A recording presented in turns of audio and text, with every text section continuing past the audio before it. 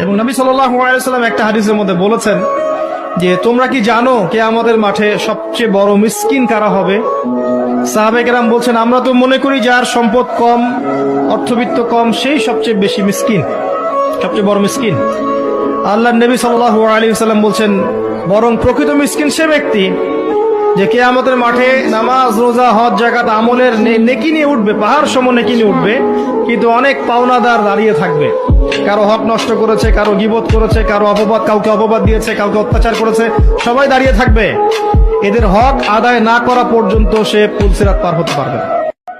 তখন কি করতে হবে? নিজের নেকি ওদেরকে দিতে হবে, কারণ তখন কোনো বেচা কেনার সুযোগ নাই, হক আদায়ের কোনো সুযোগ নাই। নিজের নেকি ওদেরকে দিয়ে শোধ করতে হবে। নেকি শেষ হয়ে গেলে কি হবে? অন্যের গুনাহ তার আমলনামায় আসবে, পরে দেখা যাবে ওই ব্যক্তি জান্নাতে চলে গেছে আর এই ব্যক্তি পাহাড় সমান নেকি নিয়েও জাহান্নামে চলে গেছে।